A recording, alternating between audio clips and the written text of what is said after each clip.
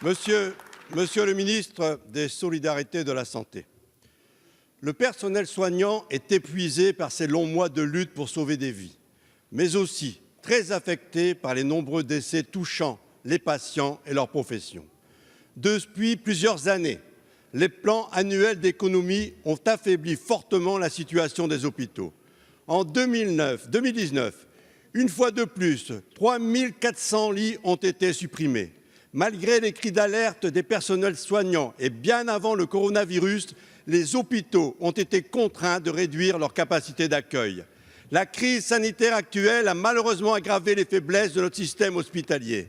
En mars dernier, malgré des conditions de travail parfois catastrophiques, le personnel a dû une nouvelle fois faire face et être inventif.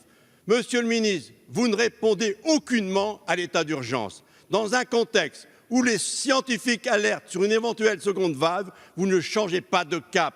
Monsieur le ministre, je vous le rappelle, le personnel est à bout de souffle. La première vague a démontré la limite des ressources humaines et matérielles. Aucune leçon n'a été retenue.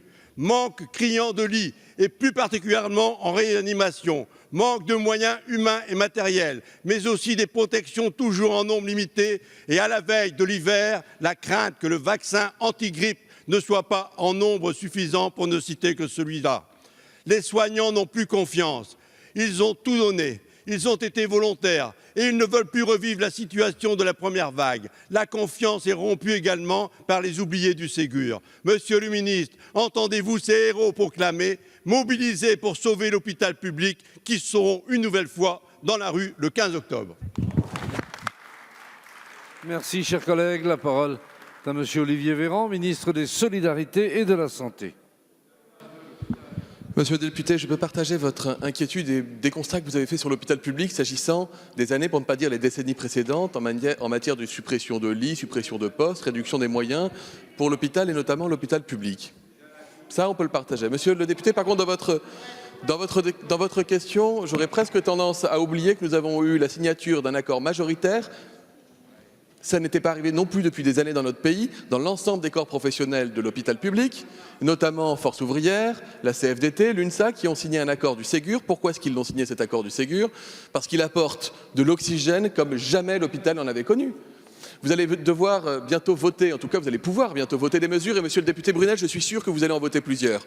Je suis sûr que vous allez voter les 8 milliards d'euros de revalorisation des salaires pour 1,6 million de salariés soignants dans notre pays, pour 85% des femmes. Vous allez le voter, monsieur Brunel. Je suis sûr que vous allez voter la reprise de dette de 13 milliards d'euros pour l'ensemble des hôpitaux. C'est un tiers de la dette des hôpitaux qui s'était creusée depuis 20 ans. Vous allez le voter, monsieur Brunel. Les 6 milliards d'euros d'investissement du plan de France Relance qui vont permettre de développer tant dans les EHPAD que dans l'hôpital, qu'en domicile, qu'en médecine de ville, des structures modernes et numérisées. Vous allez le voter, monsieur Brunel. L'ouverture de 4 000 lits dans l'ensemble des hôpitaux publics de notre pays, vous allez le voter, monsieur Brunel. Le renfort de 15 000 postes créés supplémentaires dans l'ensemble des hôpitaux, je suis sûr que vous allez le voter, monsieur Brunel. Accompagnez-nous, on peut faire le constat que la situation n'était pas glorieuse, on peut faire ensemble le constat que la situation est tendue pour nos soignants, les soutenir, les accompagner, mais pas leur faire peur.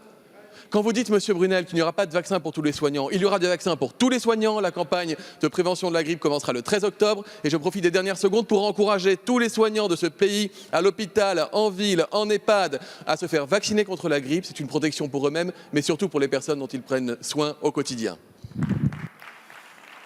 Merci, monsieur le ministre. Monsieur le député.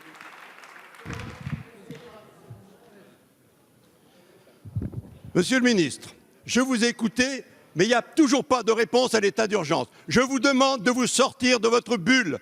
Je vous demande de vous sortir de vos certitudes. Je demande d'écouter les soignants qui se battent. Jamais vous répondez aux questions. Vous ne répondez pas à l'état d'urgence. Il y a un fossé qui se creuse, il y a un ravin qui se creuse entre vos déclarations et la situation. Merci, monsieur le député.